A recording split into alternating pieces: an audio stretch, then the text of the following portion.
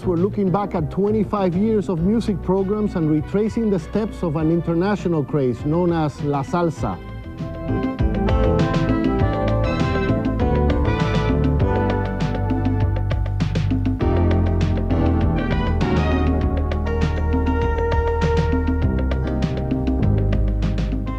Saludos, I'm Miguel Perez. When Imagenes began 25 years ago, many of the shows featured a studio audience, and this gave us a good reading on the kind of programs our community enjoys. For example, here are a few of the folkloric music groups that have appeared on Imagenes.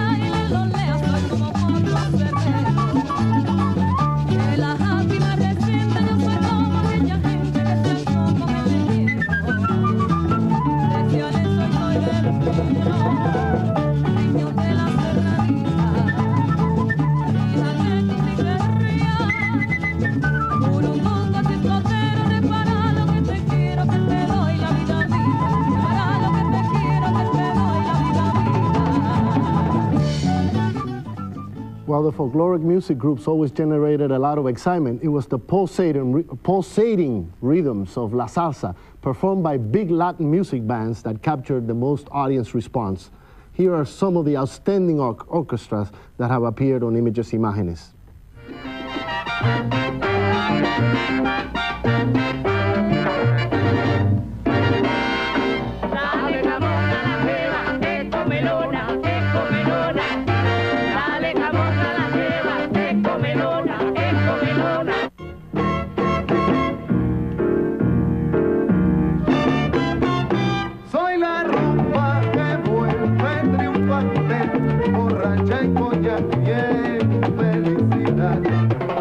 Aquí se enciende la candela, aquí se baila como quiera. Aquí se enciende la candela, aquí se baila como quiera. Ay, cosita linda, mamá, noche, noche soñé contigo, soñaba que me besaba. Cócala, que ella baila.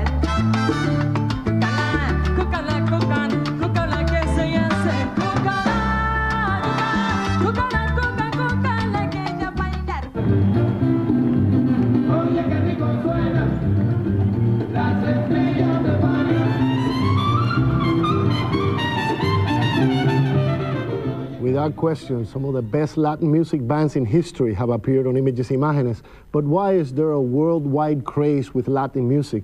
To answer that question and many others, we have three guests in the studio and one on the telephone. Reynaldo Jorge is one of the most respected and admired trombone players in Latin music history. Alfredo Alvarado is the founder and publisher of New York Latino magazine, considered the Bible of Latin music. And Chico Alvarez is a radio DJ, band leader, and commentator on the world of Latin music. And on the telephone from North Bergen is Latin music legend band leader Johnny Pacheco. Gentlemen, welcome to the program. Thank you. It's a pleasure. It's a real pleasure having all of you here. And I'd just like to, first of all, make sure Johnny's on the phone. Do you hear me, Johnny? Yes, I hear you clearly. It's a real pleasure having you on the program as well, sir. Why is there's such a craze all over the world with Latin music? Let's just start with that. That's the question that started the program. You're the magazine publisher. Tell me. Yeah, me, Miguel. Well, I think the obvious reason is the danceability. You know, people have always loved to dance, and certainly when you're dancing in Latin music, there's two couples, they're touching each other, so it's the sensuality involved, and they're dancing to some great music. So that's nothing new, that people are enjoying the dance. I think that what's happening now is that because of the technology and the communication, you know, the world is getting smaller, so to speak, and we have Mr. Johnny Pacheco on the telephone, and I'm sure he could tell you about the importance of the Fania All-Stars and going around the world and helping to internationalize the music. Johnny, that sounds like a good question for you. You've seen this with your own eyes, the reception you get all over the world when you travel, right? Yes, well, the danceability, as you said, is one of the most important things. But to me, I think this music will wake up the dead. The rhythm alone is the most exciting music in the world. But when you travel all over the world, in the beginning, when salsa was just growing in the 70s, I guess, were you yourself impressed to see all over the world that when you go to Japan and Japanese people are dancing salsa and listening to salsa music? Was that surprising to you? Well, at the beginning, there were horrible dancing. Yeah. But now everything has improved as time goes on. The dancing is getting better, and we're getting more fans. There are more people attending the concerts. And they're also buying more records. Thank God for that. Yeah. Reynaldo, you've seen the same thing, right? Traveling with the Fania All-Stars. Tell me what the experience is, the reception you get from people all over the world. It's great. To see all people from different cultures and different countries that really admire you for what you do and for your playing and for the music. Mm-hmm. Chico, how do you feel about this popularity of salsa? I think it's great. I think it helps the music. It helps musicians to get more work. It helps them to travel. Musicians today get to see places they never got to see, let's say, 25, 30 years ago. Is there a lot more musicians too, because there's a lot more bands? There's a lot more musicians, but there's also a lot more musicians from other countries, other cultures, embracing the music and beginning to play it and play it properly. Well, we just saw La Luz, right? La Orquesta de la Luz from Japan. Many years ago, there were bands in England, in Finland, in all parts of Europe that played what they call a bland type of Latin music, which is almost flavorless, insipid. Pacheco can tell you about that. He traveled, even before the Fania days, he traveled to Europe, he traveled to Africa, and he could tell you that they were just beginning to wet their feet back then in terms of how to execute the music properly. And after 25, 30 years, now we have Europeans playing just as good as Latinos and Africans playing music that wouldn't come naturally to them, since Africa is one of the roots of the music. But in the very early days, the Africans even themselves were stumbling on the music, and via all these wonderful tapes and movies and recordings that traveled around the world, they have started to play now more, I don't know if the word properly is the right word, but, you know, more technically correct. But it was in clave, and now in Alfredo mentioned the dancers too. The dancers, they're the backbone of the whole thing. This is essentially dance music, but there's also the part of the musicianship. You can sit there for an hour and watch musicians perform and watch them getting off on their instruments, really taking solos, 15-minute solos on piano, on trumpet, and just groove on the music without having to move your feet. Well, that's because there's true instrumentation. I mean, you guys don't use computers like some bands do in a studio, and then when they go out and perform live, they can't do it. They can't reproduce what they did in the studio because they're using computers in the studio. You guys play the real thing. Johnny, go ahead. I just came back from Paris, and one of the things that flabbergasted me was that when we were playing, they were singing coro. Now they're singing coro with the band, which to me is amazing. Mm-hmm. And that's a beautiful sign, because they're not only enjoying the music, but they're getting involved with it. Mm-hmm.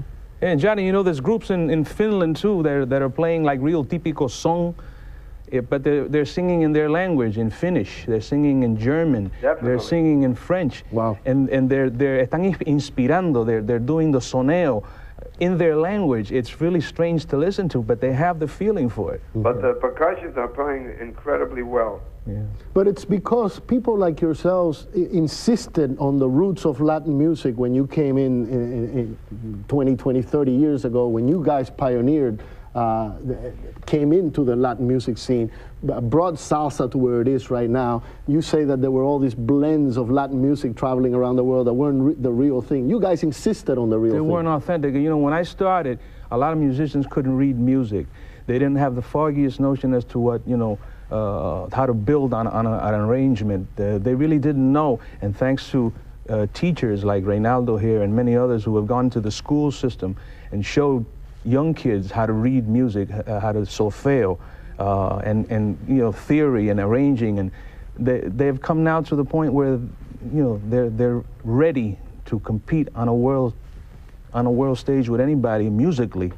Whereas 25, 30 years ago, musicians were very much self-taught. They played by ear a lot, and a lot of them didn't know what they were playing, and they didn't really know the roots of it, the clave. And the teachers, we have to thank the teachers for that. You know, the teachers that got into the school system. There's someone who's still teaching, right? Yes. Yes. And also it helps a lot when you have, when you can see, it's not the same to listen to records, but when you can see the actual performers, you learn more quickly and you grasp, you know, the concept more readily. You know, as a matter of fact, it's not only dancing, but you're going to a concert. You're watching the band as well. Miguel, at one point, I remember in the late 70s and 80s, there were musicians coming from Europe to study here Latin music, and they were also going to Cuba to study rhythms and whatnot. So they took the time to come in and learn. And how do you guys feel about? They did their homework. Yeah.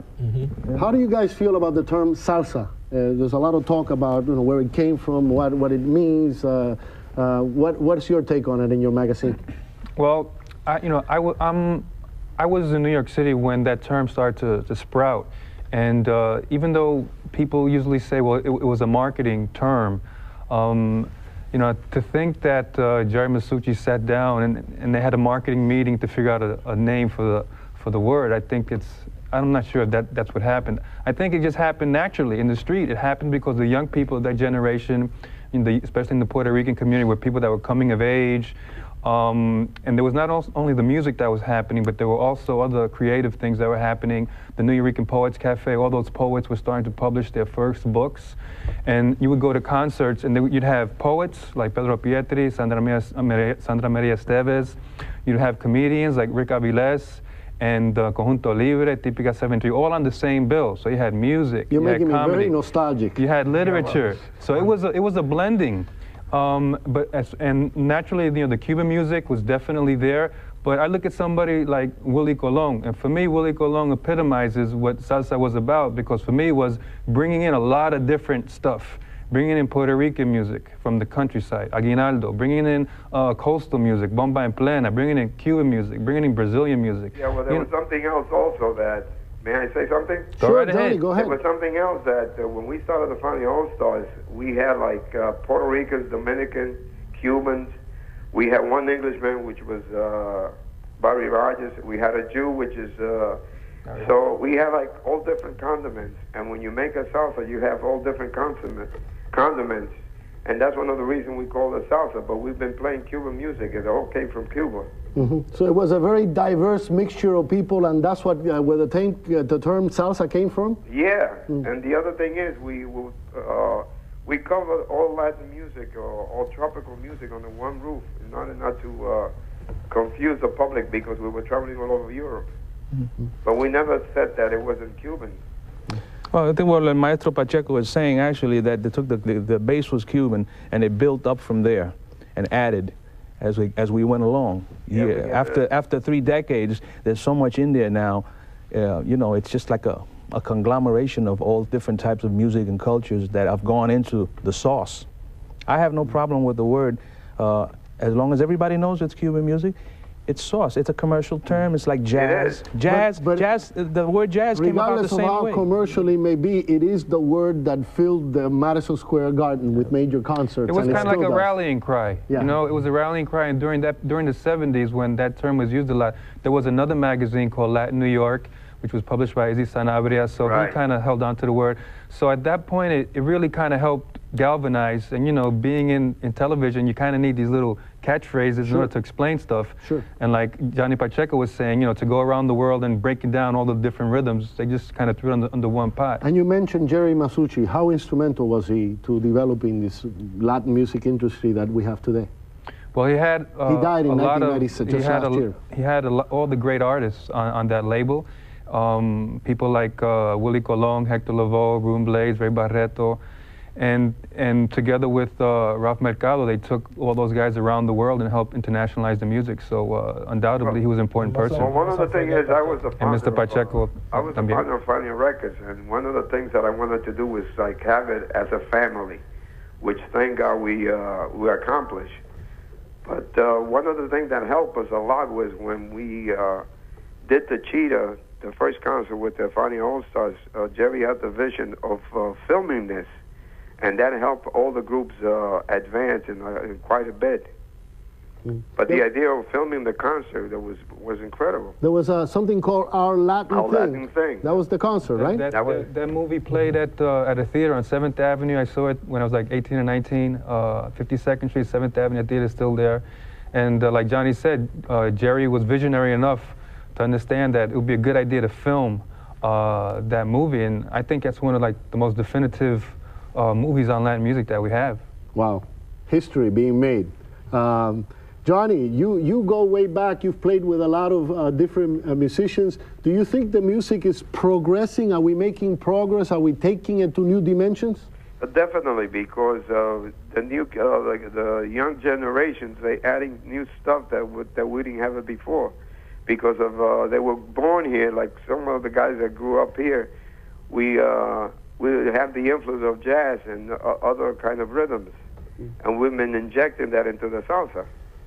So I think the arrangements are getting more interesting.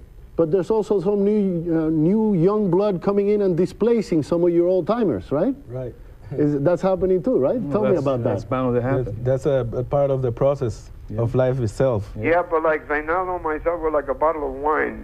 The older we get, the better we get. Johnny, I want to mention the article that the interview you had in where was it? Descarga magazine. Yes.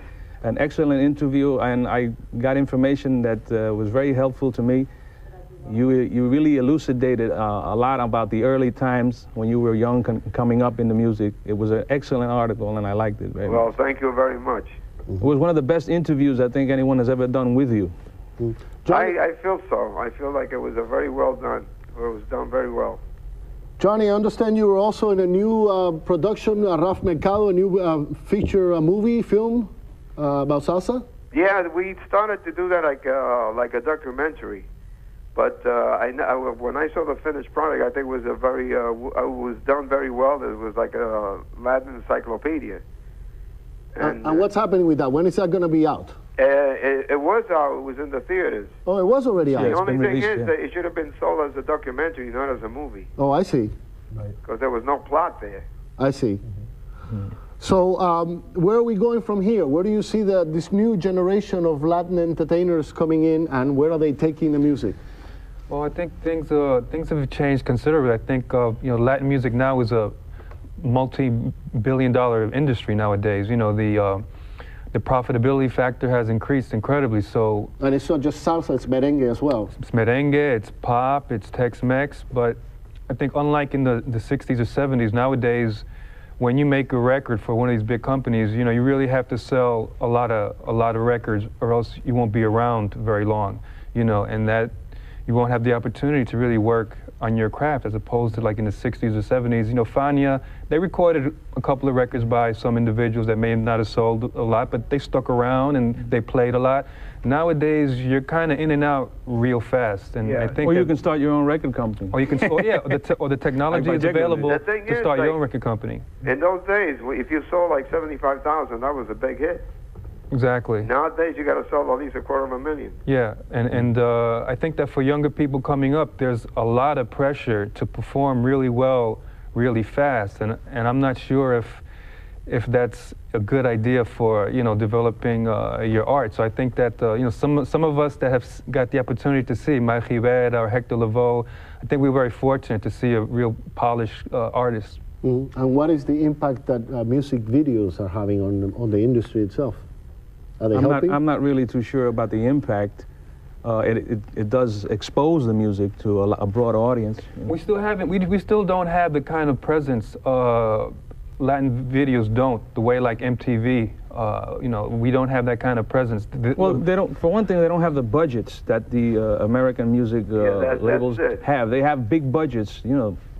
They're making them better. You know, like We Are Latina is making much better videos. Sony's making better videos. But if you don't have a forum to play the videos, then what's the point of having the videos? So shouldn't be someone like Raf Mercado be buying a cable station and making it a Spanish, a salsa MTV? It could be anybody. It could be Raf Mercado. It could be Johnny Pacheco. It could be Reinaldo or yourself. You know. But yes. But there's a need for that. There's definitely a need for somebody to have a cable station where Latino music is going to have a strong presence. Undoubtedly, that would help incredibly, definitely. And it would I think right now the videos are mostly for propaganda, for exactly. for publicity.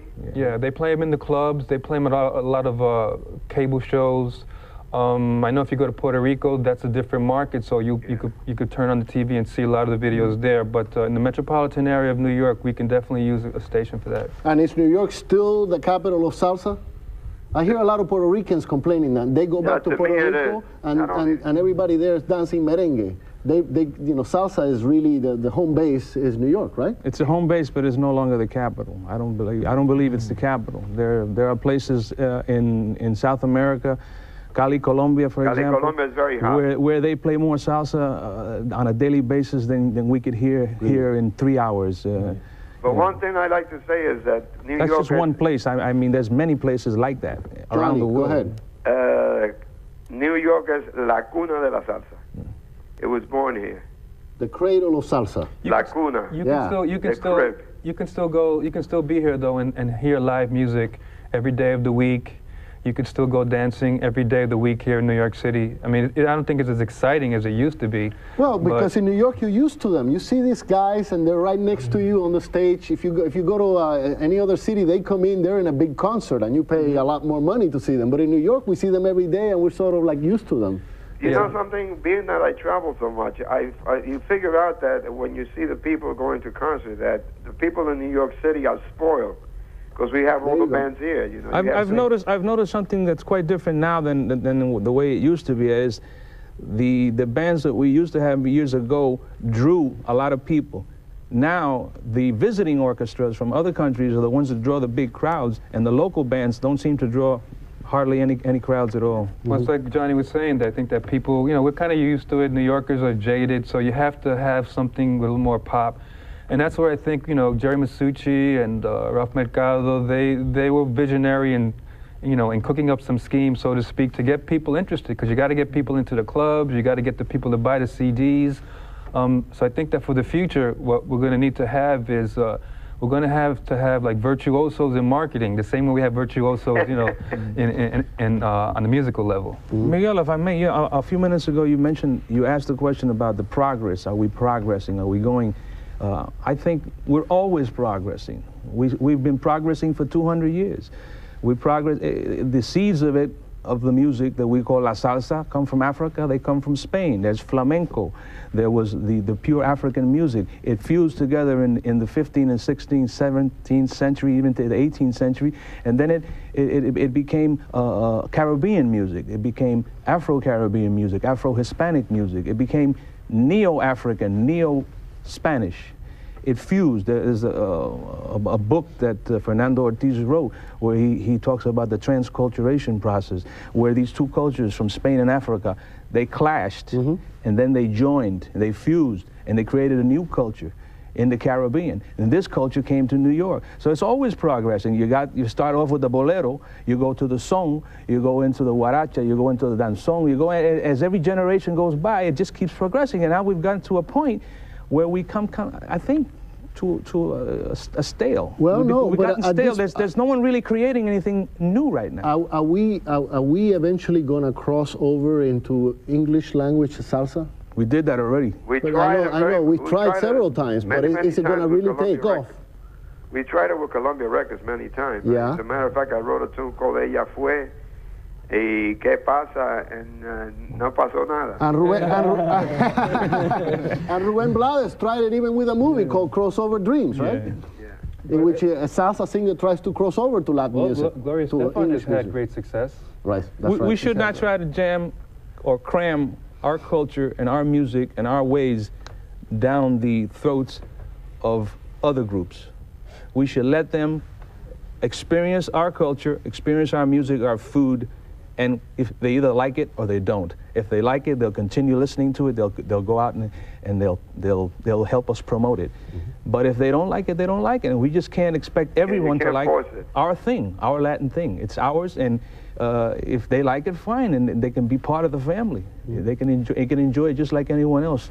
Am I right, baby? I think the thing is that as long as people know that it's there for them to enjoy it, like I said before, any day of the week, in New York City, you can go to a club and hear live music and dance. There's always one night when there's a club that's hot that night. You got to know which club is hot what night. So it's there, you know, the records are there. You go to Tower Records, they're building record stores that are getting bigger and bigger and bigger, and they have incredibly large Latin music sections. So the information is there for the people to get. We have to say goodbye, but since Johnny wasn't here, we're going to sign off by watching him in action. Johnny, thank you for being with us, and we're going to watch a videotape of you and your band. And as we leave you, we remind you that next week, we'll continue this discussion with a special tribute to 3 Latin music legends who are no longer with us, Héctor Lavoe, Charlie Palmieri, and Mario Bauzá. Don't miss it. Hasta entonces. Up next, funny lady of folk music, Christine Lavin, the life and work of artist George Siegel, and the New Jersey Shakespeare Festival's new look. It's all next on State of the Arts.